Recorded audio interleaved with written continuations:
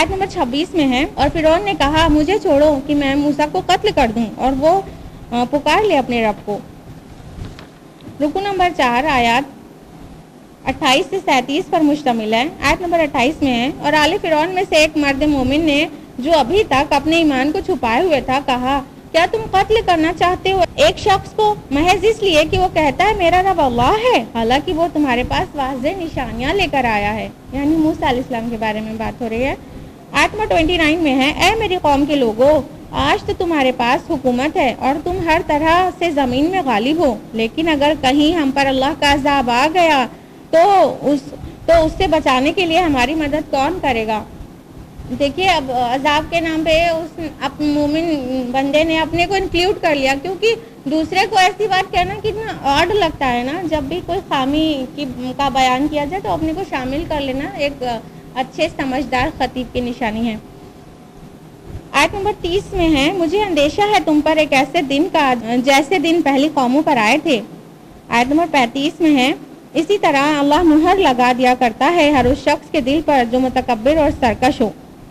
آیت نمبر 36-37 میں ہے کہ فرعون نے حامان سے کہا کہ میرے لیے ایک اونچی سی عمارت بناؤ تو میں ذرا جھانک کر موسیٰ کے رب کو دیکھ لوں۔ آیت نمبر 37 میں ہے، اور اس طرح فرعون کے لیے اس کا برا عمل مزین کر دیا گیا۔ رکو نمبر 5 جو کہ آیات 38 سے 50 پر مشتمل ہے۔ آیت نمبر 38 میں ہے، اور کہا اس مومن نے اے میری قوم کے لوگوں تم میری پیروی کرو، میں تمہاری رہنمائی کروں گا سیدھے راستے پر۔ آیت نمبر 41 میں ہے، اے میری قوم کے لوگوں مجھے کیا ہے کہ میں تمہیں پکار رہا ہوں نجات کی طرف اور تم مجھے دعوت دے رہے ہو آگ کی طرف۔ آیت نمبر 44 میں اپنی بات کو کنکلوڈ کیا اس مرد مومن نے، میں تو اپنا معاملہ اللہ کے حوالے کرتا ہوں، اللہ یقیناً اپنے بندوں کو دیکھ رہا ہے۔ یعنی وہ جو مومن آل فرعون تھے ان کو اپنی شہادت کے امکان کو دیکھتے ہوئے انہوں نے یہ جواب دیا تھا کہ اب اتنی بات ہم نے کہہ دیا ہے کھل کر، اب فرعون چھوڑے گا تو ہے نہیں، تو انہوں نے اطمینان سے کہہ دیا میں تو اپنا معاملہ اللہ کے حوالے کرتا ہوں، اللہ اپنے بندوں کو دیکھ رہا ہے۔ تو اس طرح ایمان کے پکے تھے۔ آیت نمبر 45 میں ہے، تو بچا لیا اللہ نے اس کو ان کی چالوں کی برائیوں سے اور گھیر لیا آل فرعون کو بدترین عذاب میں۔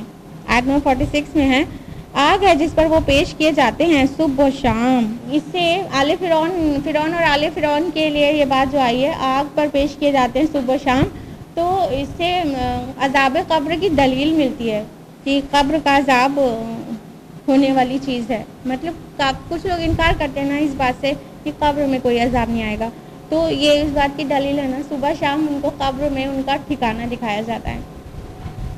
آیت 46 سے 50 میں فرعون اور آل فرعون کے لیے جہنم کی سزا کا تذکرہ ہے۔ اور رکو نمبر 6 جو کہ آیات 51 سے 60 پر مشتمل ہے۔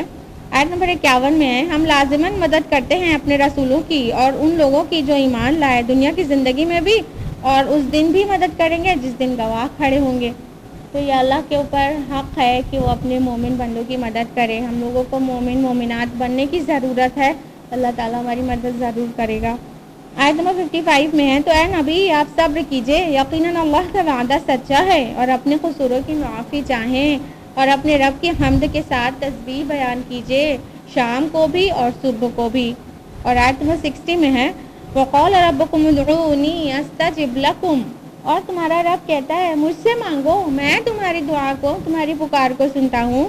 ان الذین یستکبرون عن عبادتی سیدخلون جہنم داخرین، تو جو بھی میری عبادت سے متکبرانہ روی اختیار کرے گا وہ عنقریب داخل جہنم ہوگا۔ تو اس آیت سے پتہ چلتا ہے کہ دعا اللہ تعالیٰ دعا کو عبادت کہتا ہے، دعا مانگنا بہترین عبادت ہے۔ اللہ کے رسول کی حدیث بھی ہے، دعا هو العبادہ، دعا ہی عبادت ہے، دعا مخ العبادہ، اور دعا عبادت کا مغز ہے۔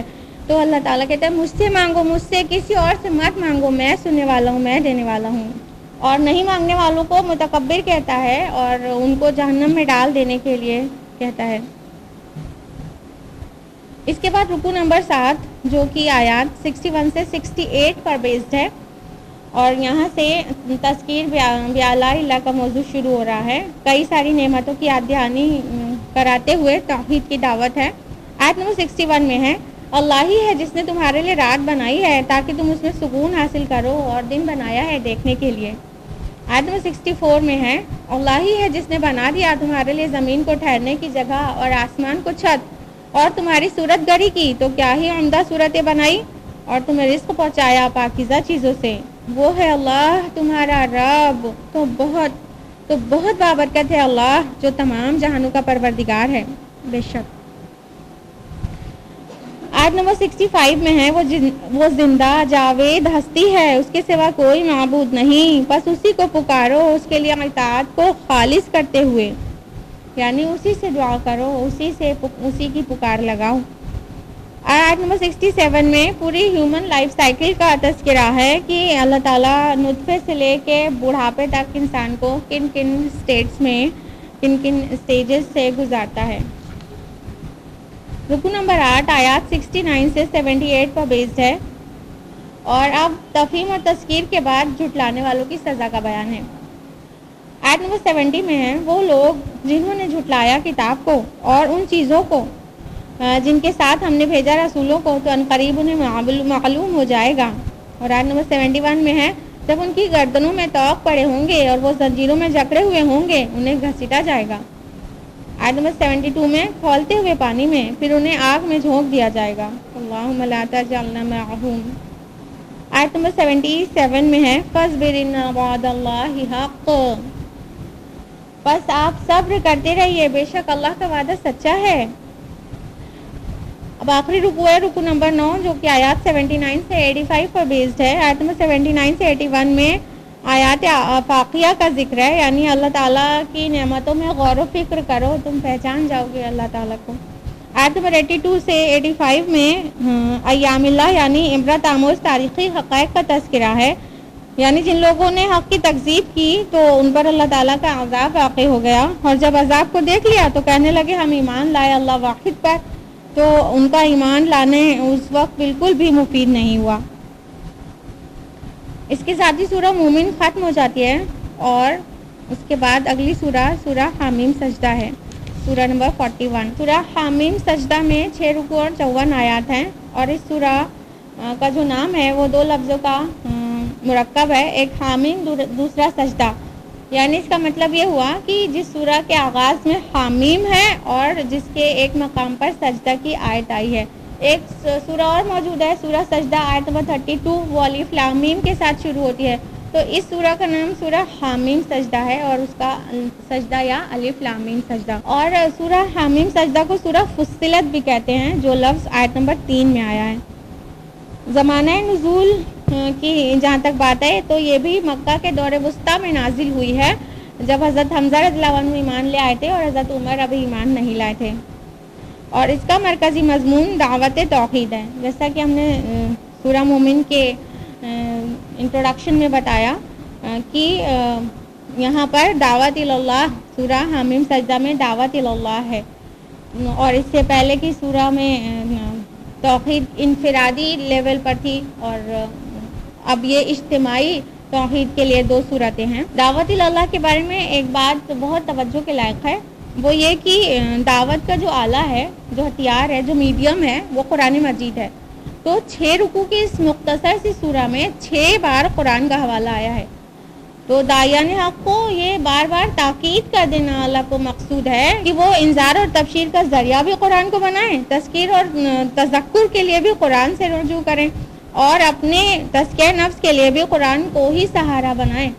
تو ہر ایک چیز کے لیے اس پورا جو موضوع ہے دعوت اللہ، یہ اس میں پوری طرح سے معاون اور مددگار کوئی چیز ہے تو وہ قرآن مجید ہے، اس لیے قرآن لفظ بھی بار بار آئے گا اور قرآن کا تذکرہ بار بار آئے گا اس سورہ میں۔ رکوع نمبر 1 آیات 1 سے 8 پر مشتمل ہے، آیت نمبر 1 سے 3 ہے، حامیم تنزیل من الرحمن الرحیم، حامیم نازل کیا جانا ہے اس کتاب کا رحمان اور رحیم کی طرف سے، کتاب فصلت آیاتہ قرآن عربی لقوم یعلمون، یہ کیسی کتاب ہے جس کی آیات خوب کھول کر بیان کر دی گئی ہے قرآن عربی کی صورت میں ان لوگوں کے لیے جو علم رکھتے ہیں یا جو علم رکھنا چاہیں۔ فصلت یہاں پر آیا ہے، اسی کی نسبت سے سورہ کا نام فصلت بھی ہے۔ آیت نمبر 4 میں ہے، بشیرا و نذیرا، خوشخبری سنانے والا اور آگاہ کرنے والا، یہ صفت رسول اللہ صلی اللہ علیہ وسلم کی بھی بیان کی گئی ہے اور یہ قرآن مجید کی بھی، یہ دونوں میں تھا۔ اللہ کے رسول بھی بشیر اور نذیر ہے، قرآن مجید بھی بشیر اور نذیر ہے۔ آیت نمبر 5 to 7 میں مشرکین کا اعراض اور اس کے جواب دیے گئے ہیں۔ رکو نمبر 2 جو کہ آیات 9 سے 18 پر مشتمل ہے، اور اس رکو میں منکرین کو دعوت فکر دی گئی ہے اور وحی اور رسالت کو جھٹلانے کے نتیجے میں آنے والے عذاب سے آگاہ کیا گیا ہے۔ آیت نمبر 9 سے 12 میں ہے کہ تم اس اللہ کے ساتھ کفر کر رہے ہو جس نے زمین کو بنایا 2 دن میں، پہاڑوں کو اس میں گاڑ دیا، پھر آسمان کی طرف متوجہ ہوا اور وہ دھواں ہو رہا تھا، پھر 7 آسمان بنائے تہ بر تہ اور سمائے دنیا کو چراغوں سے آراستہ کیا۔ یہاں پر ایک چیز جو آئی ہے آیت نمبر 11 میں کہ اللہ تعالیٰ آسمان کی طرف متوجہ ہوا، وہ اس وقت دھواں ہو رہا تھا۔ تو ماڈرن ایسٹرونومی آج ہمیں بتاتی ہے کہ خلا میں جو گیشیس ماس ہے وہ اس کو گیس کہنے سے بہت بہتر اسموک کہنا ہے، دھواں کہنا ہے، کیونکہ مور اپروپریٹ ورڈ جو ہے وہ اس گیس کے لیے وہ گیس نہیں ہے بلکہ وہ اسموک اگر کہا جائے تو اور زیادہ بہتر ہے، اور اسی اسموک سے ٹوٹ کر تارے بنتے رہتے ہیں۔ تو قرآن مجید نے پہلے ہی یہ بات لکھی ہوئی ہے کہ آسمان کی طرف اللہ تعالیٰ متوجہ ہوا تو وہ دھواں ہو رہا تھا۔ آیت نمبر 13 میں نہ ماننے والوں کے لیے عذاب کی تنبیہ ہے۔ تو اے نبی اگر یہ لوگ اعراض کریں تو آپ کہہ دیجئے میں نے تو تمہیں خبردار کر دیا ہے ایک ایسی خوفناک کڑک سے جیسی قوم عاد اور قوم سمود کی کڑک تھی۔ آیت نمبر 14 میں ہے جب کہ ان کے پاس رسول آئے ان کے سامنے سے بھی اور ان کے پیچھے سے بھی کہ اللہ کے سوا کسی کی بندگی نہ کرو۔ آیت نمبر 15 سے 18 میں منکرین حق کو دعوت دیا گیا ہے اور اعراض کی صورت میں ان کے عذاب کا تذکرہ کیا گیا ہے۔ رکو نمبر 3 جو کہ آیات 19 سے 25 پر مشتمل ہے، آیت نمبر 20 میں ہے ان کے خلاف گواہی دیں گے ان کے کان، ان کی آنکھیں اور ان کی کھالیں اس بارے میں جو کچھ وہ کر رہے تھے۔ آیت نمبر 21 میں ہے وہ کہیں گے اپنی کھالوں سے تم نے کیوں ہمارے خلاف گواہی دی؟ تو وہ کہیں گی ہمیں بھی اللہ نے بولنے کی صلاحیت عطا کر دی جس نے ہر شے کو قوت گویائی دی۔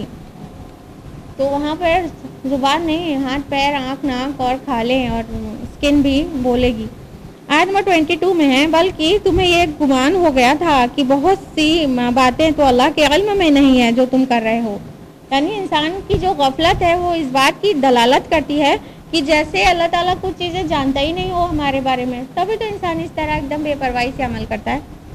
آیت نمبر 24 میں ہے تو اب اگر یہ لوگ صبر کریں یا نہ کریں بس ان کا ٹھکانہ آگ ہے۔ رکو نمبر 4 جو کہ آیات 26 سے 32 پر مشتمل ہے، اور اس رکو میں قرآن کے خلاف جو ہنگامہ برپا کر رہے تھے لوگ ان کو جہنم کی وعید سنائی گئی ہے۔ آیت نمبر 26 میں ہے اور کہا ان لوگوں نے جنہوں نے کفر کیا کہ مت سنو اس قرآن کو اور اس کی تلاوت کے دوران شور مچایا کرو تاکہ تم غالب رہو۔ یہ ان کا ایک ہتھ کنڈا تھا اسلام کی دعوت کو دبانے کو چلنے کے لیے۔ قرآن اتنا پرکشش تھا کہ وہ کفار جو اسے روکتے تھے وہ خود اس سے سننے کے لیے بے چین رہتے تھے، تو اس لیے وہ ان کو یہی ڈر لگا رہتا تھا کہ کوئی بھی قرآن سنے گا تو محمد کے ساتھ ہو جائے گا، وہ اس کا دین قبول کر لے گا۔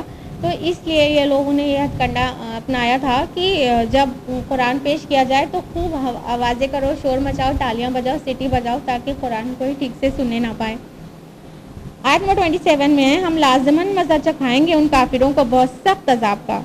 اور آیت نمبر 30 میں ہے ان الذین قالوا ربنا اللہ ثم استقاموا، بے شک جنہوں نے کہا میرا رب اللہ ہے پھر اس پر جم گئے، تتنزل علیہم الملائکہ، تو ان پر نازل ہوتے ہیں فرشتے، اللہ تخافوا ولا تحزنوا، اور یہ کہ نہ تم غم کرو اور نہ تم خوف کھاؤ، وابشروا بالجنۃ التی کنتم توعدون، اور خوشیاں مناؤ اس جنت کا جس کا وعدہ تم سے کیا جا رہا ہے۔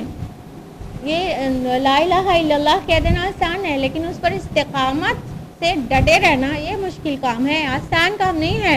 تو اللہ تعالیٰ کہہ رہے جس نے کہہ دیا میرا رب اللہ اور اس پر جم گیا، اس پر استقامت اس کو نصیب ہو گئی، تو ایسے لوگوں پہ فرشتوں کا نزول ہوتا ہے اور وہ انہیں خوشخبریاں سناتے ہیں اور وہ دنیا میں بھی ان کی مدد کرتے ہیں اور آخرت میں بھی ان کے مددگار ہوں گے۔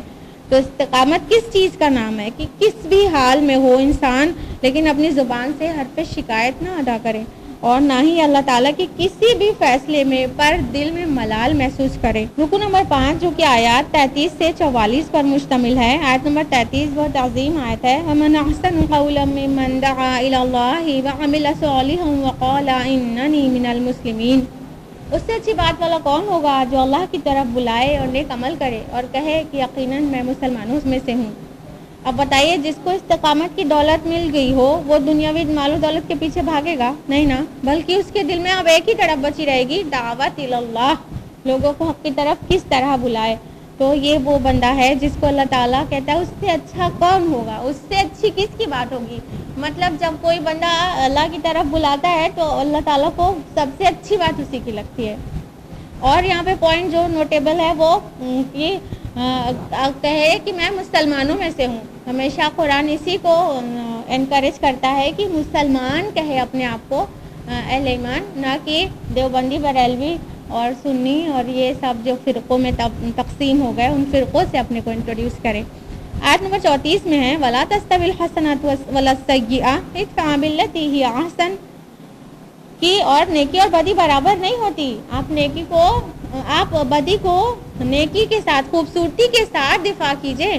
فَإِذَا الَّذِي بَيْنَكَ وَبَيْنَهُ عَدَاوَةٌ كَأَنَّهُ وَلِيٌّ حَمِيمٌ، تو تم میں اور اس میں اگر عداوت ہوگی، جو شخص میں تمہاری عداوت ہوگی تو وہ ایسا ہو جائے گا جیسے دلی دوست۔ یہ ایسے پوائنٹ کی بات بتائی گئی ہے کہ اس پر عمل کریے تو بالکل آپ اس کا پریکٹیکل ڈیمونسٹریشن نظر آئے گا کہ اگر برائی کا بدلہ بھلائی سے دیا جائے تو برے سے برا دشمن ایک دم پکا دوست بن جاتا ہے، چاہنے لگتا ہے، محبت کرنے لگتا ہے۔ آیت میں 35 میں ہے اور یہ مقام نہیں حاصل ہو سکتا مگر انہی لوگوں کو جو بہت صبر کرتے ہوں، اور یہ نہیں دیا جاتا مگر انہیں جو بڑے نصیب والے ہوں۔ سوچئے یہ جو عمل ہے وہ سب کو نہیں نصیب ہوتا، بہت صبر کرنے والے بڑے مقدر والوں کو نصیب ہوتا ہے۔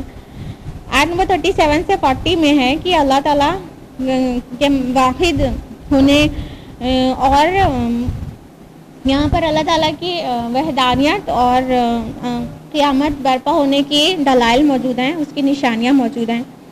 آیت نمبر 41 سے 43 میں ہے کہ قرآن اس قدر پرعظمت ہے، اس کے بعد بھی منکرین اس کے ساتھ کتنا برا سلوک کر رہے ہیں، اس سلوک کا ذکر ہے۔